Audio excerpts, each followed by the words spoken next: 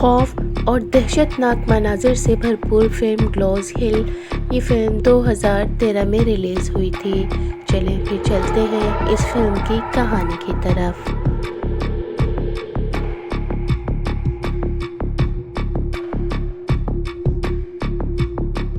Film کی شروعات ایک پراسرار ماحول سے ہوتی ہے۔ بارش ہو رہی ہے اور اندھیرا چھایا ہوا ہے۔ ایک سنسان علاقے کو دکھایا جاتا ہے جہاں بارش کی بوندیں زمین پر گر رہی ہیں۔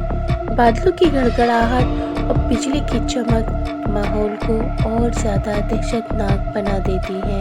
منظر بدلتا ہے اور ہم دیکھتے ہیں کہ ایک امریکی آدمی ڈیوڈ اپنی منگیتر لورین کے ساتھ کولمبیا کے ایک چھوٹے شہر میں موجود ہے۔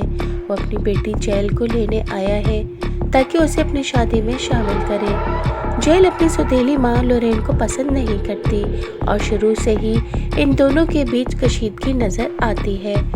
ڈیوڈ اپنی بیٹی کو سمجھانے کی کوشش کرتا ہے کہ وہ اپنی ہونے والی سوتیلی ماں کے ساتھ اچھا رویہ رکھے، لیکن جیل سخت لہجے میں جواب دیتی ہے۔ یہاں سے ہی ہمیں باپ بیٹی کے رشتے میں تناؤ کا اندازہ ہوتا ہے۔ اس دوران ایک اور کردار کہانی میں شامل ہوتا ہے، فابین، جو جیل کا دوست ہے۔ وہ ان کے ساتھ سفر میں شامل ہو جاتا ہے تاکہ وہ سب مل کر ڈیوڈ اور لورین کی شادی میں جا سکیں۔ سب لوگ ایک گاڑی میں بیٹھ کر نکلتے ہیں۔ رات کا وقت ہے اور بارش تیز ہو رہی ہے۔ گاڑی ایک لمبے ہائی وے پر آگے بڑھتی ہے۔ ڈرائیونگ کے دوران سامنے سے آتے ہوئے بڑے ٹرک کی ہیڈ لائٹس اچانک دکھائی دیتی ہیں اور ایک لمحے کے لیے حادثے کا خطرہ پیدا ہوتا ہے۔ ڈیوڈ گاڑی کو موڑ کر بچا لیتا ہے، لیکن گاڑی سڑک سے پھسل جاتی ہے اور کیچڑ میں پھنس جاتی ہے۔ موبائل سگنل بھی نہیں آ رہے ہوتے، لہٰذا سب لوگ سخت پریشانی میں آ جاتے ہیں۔ اسی دوران انہیں دور پہاڑی کے دامن میں ایک پرانا سا مکان دکھائی دیتا ہے۔ مکان دیکھ کر وہ سوچتے ہیں کہ بارش تھمنے تک وہاں پناہ لے لی جائے۔ سب لوگ سامان سنبھالتے ہوئے اس مکان کی طرف بڑھتے ہیں۔ مکان بہت پرانا اور سنسان ہے۔ دروازے پر دستک دینے کے بعد ایک عمر رسیدہ شخص باہر آتا ہے۔ یہ شخص فلیکس ہے، جو اس مکان کا مالک ہے۔ وہ ان لوگوں کو شروع میں اندر آنے نہیں دیتا اور دروازہ بند کرنے لگتا ہے، لیکن ڈیوڈ اصرار کرتا ہے کہ وہ سب بارش میں پھنستے جا رہے ہیں اور انہیں مدد کی ضرورت ہے۔ کافی تکرار کے بعد فلیکس انہیں مکان کے اندر لے آتا ہے، لیکن اس کے رویے سے لگتا ہے جیسے وہ کچھ چھپانا چاہتا ہو۔ اندر داخل ہونے کے بعد مکان کا ماحول مزید پراسرار اور خوفناک محسوس ہوتا ہے۔ پرانی دیواریں، ٹمٹماتی لائٹ اور سنسان راہداری سب کچھ ایک انجانی دہشت کا احساس دلاتی ہیں۔ جیل کو مکان کے اندر کچھ عجیب آوازیں سنائی دیتی ہیں۔ وہ تجسس کے باعث نیچے تہہ خانے کی طرف بڑھتی ہے۔ باقی سب لوگ کمرے میں بیٹھے بارش رکنے کا انتظار کر رہے ہوتے ہیں۔ جب جیل تہہ خانے کے قریب پہنچتی ہے تو اسے دروازہ بند ملتا ہے۔ اندر سے کسی کے ہلنے جلنے اور سرگوشی جیسی آواز سنائی دیتی ہے۔ وہ چونک جاتی ہے اور اپنے باپ کو بتانے واپس آتی ہے۔ ڈیوڈ اور باقی لوگ پہلے تو اسے وہم سمجھتے ہیں، لیکن جب بار بار آوازیں سنائی دیتی ہیں تو سب لوگ تہہ خانے کی طرف بڑھتے ہیں۔ فلیکس انہیں روکنے کی کوشش کرتا ہے اور کہتا ہے کہ وہاں کچھ نہیں ہے، لیکن ڈیوڈ دروازہ توڑ کر اندر چلا جاتا ہے۔ تہہ خانے کے اندر اندھیرا ہے اور ایک کونے میں ایک نوجوان لڑکی لوہے کی زنجیروں میں قید ہے۔ وہ لڑکی گندی حالت میں بیٹھی ہے، اس کے کپڑے پھٹے ہوئے ہیں اور آنکھوں میں خوف جھلک رہا ہے۔ یہاں پر سب لوگ حیران رہ جاتے ہیں کہ آخر فلیکس نے اس لڑکی کو کیوں قید کر رکھا ہے۔ تہہ خانے میں قید لڑکی کو دیکھ کر سب چونک جاتے ہیں۔ ڈیوڈ اور لورین فوراً فلیکس سے سوال کرتے ہیں کہ آخر لڑکی کون ہے اور کیوں قید ہے۔ فلیکس بہت گھبرا جاتا ہے، غصے میں کہتا ہے یہ لڑکی عام انسان نہیں ہے، بلکہ اس کے اندر ایک شیطانی روح قید ہے۔ وہ سب کو سختی سے منع کرتا ہے کہ اس قیدی کو نہ چھوئیں اور نہ ہی آزاد کریں، مگر جیل اور فابین کو یقین نہیں آتا۔ وہ سوچتے ہیں کہ فلیکس جھوٹ بول رہا ہے اور شاید اس نے ظلم کر کے اس بچی کو بند کر رکھا ہے۔ جیل جذباتی ہو کر زنجیریں کھول دیتی ہے اور لڑکی کو باہر نکال لیتی ہے۔ جب لڑکی قید سے آزاد ہوتی ہے تو وہ کمزور اور خاموش نظر آتی ہے۔ سب لوگ سوچتے ہیں کہ یہ واقعی ایک مظلوم لڑکی ہے، لیکن فلیکس سخت پریشان ہو کر بار بار خبردار کرتا ہے کہ انہوں نے بہت بڑی غلطی کی ہے۔ لڑکی کا نام آنا ماریا بتایا جاتا ہے۔ وہ شروع میں خاموش رہتی ہے اور بس عجیب نظروں سے سب کو گھورتی رہتی ہے۔ کچھ دیر بعد اچانک ماریا کی حالت بگڑنے لگتی ہے۔ وہ کانپنے لگتی ہے اور اس کی آنکھیں سیاہ ہو جاتی ہیں اور اس کی آواز بدل جاتی ہے۔ وہ عام انسان کی طرح نہیں بولتی، بلکہ بھاری اور گونجدار آواز میں بات کرنے لگتی ہے۔ سب لوگ خوفزدہ ہو جاتے ہیں۔ وہ سمجھ جاتے ہیں کہ فلیکس جھوٹ نہیں بول رہا تھا، بلکہ یہ لڑکی واقعی کسی بدروح کے قبضے میں ہے۔ آنا ماریا حملہ آور ہوتی ہے اور فابین پر جھپٹ پڑتی ہے۔ بڑی مشکل سے سب مل کر اسے قابو میں کرتے ہیں۔ فلیکس کہتا ہے یہی وجہ تھی کہ وہ اسے قید رکھے ہوئے تھا۔ فلیکس سب کو بتاتا ہے کہ یہ روح عام نہیں بلکہ بدروح جسم سے جسم میں منتقل ہو سکتی ہے۔ اگر آنا ماریا کو ختم کرنے کی کوشش کی گئی تو یہ بدروح کسی اور میں داخل ہو جائے گی۔ سب لوگ خوف میں ڈوب جاتے ہیں۔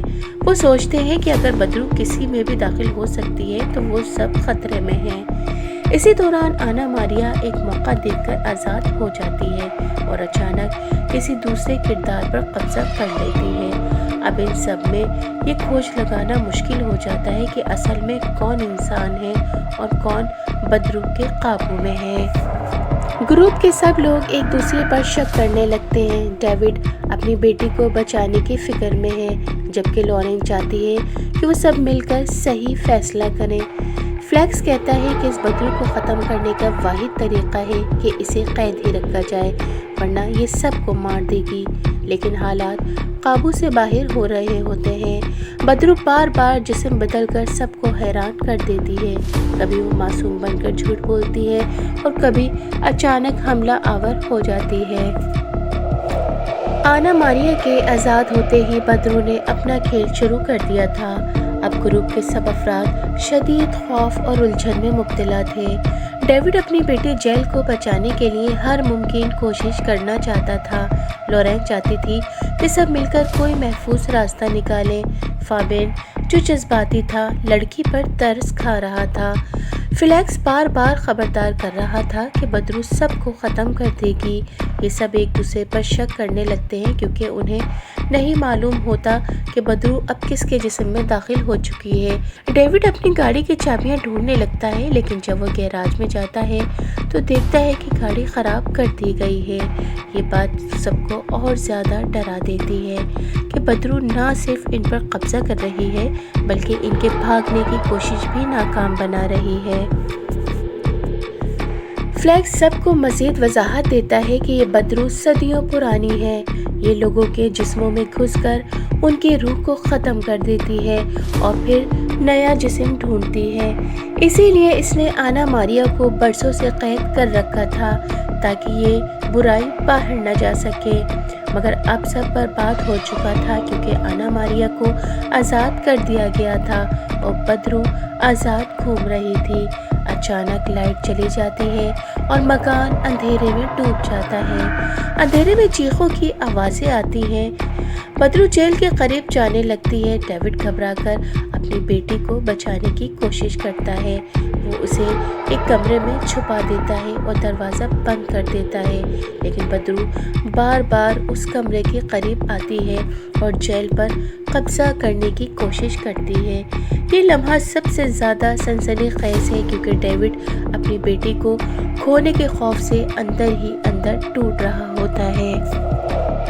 بدروح ایک ایک کر کے سب پر وار کرتی ہے اور یہاں سے بقا کی جنگ شروع ہو جاتی ہے۔ بارش رکنے کا نام نہیں لے رہی تھی۔ بجلی کی کڑک اور بارش کی زوردار آواز کے بیچ میں مکان کے اندر سب لوگ خوف سے لرز رہے تھے۔ لورین بار بار کہتی ہے کہ یہاں رکنے کا مطلب ہے موت، مگر فرار کا کوئی راستہ باقی نہیں بچا تھا۔ ڈیوڈ اپنی بیٹی جیل کو بازو کے ساتھ لگائے ہوئے تھا۔ اس کے چہرے پر باپ کی بے بسی اور خوف دونوں عیاں تھے۔ وہ جانتا تھا کہ بدرو کا اصل نشانہ اس کی بیٹی ہے۔ اچانک گروپ کے ایک فرد کی چیخ گونجتی ہے۔ وہ فرش پر تڑپ رہا ہوتا ہے اور پھر یکایک اس کی آنکھیں سیاہ ہو جاتی ہیں۔ سب کو سمجھ آ جاتا ہے کہ بدرو نے نیا جسم ڈھونڈ لیا ہے۔ اب یہ بدرو ان سب پر ٹوٹ پڑتی ہے۔ وہ ایک دوسرے کو بچانے کی کوشش کرتے ہیں، لیکن ہر بار وہ بدرو کسی نہ کسی جسم میں منتقل ہو جاتی ہے۔ اس کھیل نے سب کو پاگل پن کے دہانے پر پہنچا دیا۔ فلیکس جو برسوں سے اس بدرو کو قید رکھے ہوئے تھا، آخرکار تھک جاتا ہے۔ وہ جانتا تھا کہ اب وقت آ گیا ہے کہ کوئی بڑی قربانی دی جائے۔ وہ بدرو پر حملہ کرتا ہے تاکہ باقی لوگ بچ سکیں، لیکن بدرو اتنی طاقتور تھی کہ فلیکس کو بہیمانہ انداز میں مار ڈالتی ہے۔ اس کی موت سب کے لیے واضح پیغام تھی کہ یہاں سے زندہ نکلنا تقریباً ناممکن ہے۔ لورین، جو شروع سے ہی ڈیوڈ اور جیل کے درمیان فاصلے کو ختم کرنے کی کوشش کر رہی تھی، بدرو کے اگلے وار کی شکار بنتی ہے۔ ایک لمحے میں بدرو اس کے جسم میں گھس جاتی ہے۔ اس کی آنکھیں بدل جاتی ہیں اور وہ خود اپنی آواز میں نہیں رہتی۔ ڈیوڈ اپنی آنکھوں سے اپنی منگیتر کو بدرو کے قبضے میں دیکھتا ہے۔ وہ اسے بچانے کی کوشش کرتا ہے، لیکن دیر ہو چکی ہوتی ہے۔ لورین بدرو کے قبضے میں رہ کر ان سب پر حملہ کرتی ہے۔ آخرکار شدید جدوجہد کے بعد وہ مار دی جاتی ہے۔ ڈیوڈ کی آنکھوں کے سامنے ایک اور قریبی انسان مر جاتا ہے۔ اب اس کا غصہ اور درد مزید بڑھ جاتا ہے۔ اب بدرو کا رخ سیدھا جیل کی طرف ہوتا ہے۔ وہ جانتی ہے کہ کمزور دل رکھنے والی نوجوان لڑکی اس کے لیے بہترین میزبان ہو سکتی ہے۔ جیل ڈر کے مارے باپ کے پیچھے چھپتی ہے، مگر بدرو بار بار اس پر حملہ کرنے کی کوشش کرتی ہے۔ ڈیوڈ ہر حال میں اپنی بیٹی کو بچانے کا فیصلہ کرتا ہے۔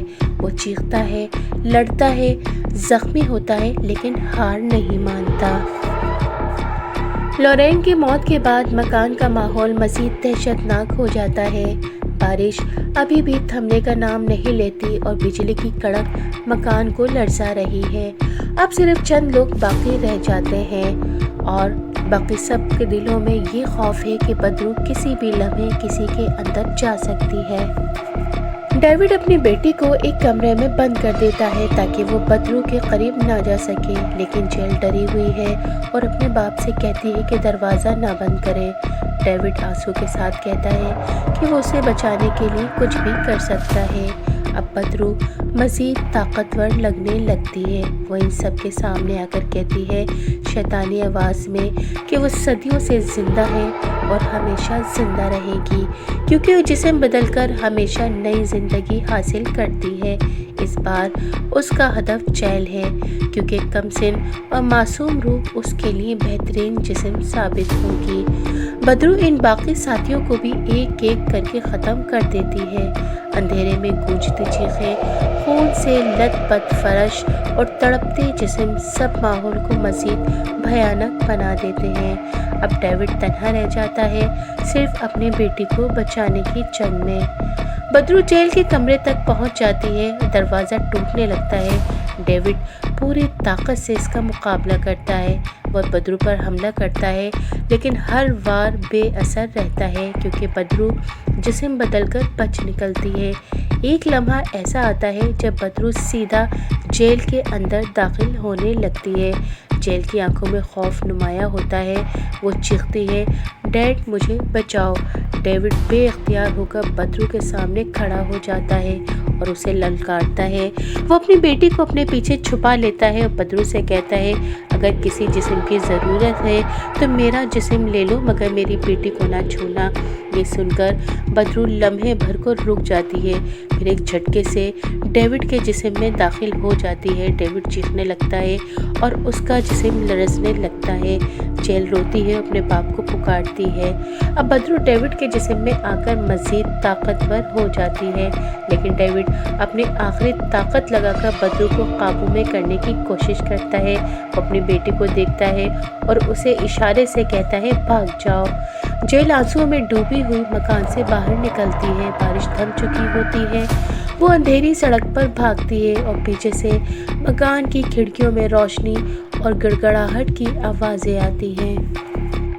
آخر مکان ایک دھماکے کے ساتھ لرزتا ہے اور اندھیرے میں ڈوب جاتا ہے۔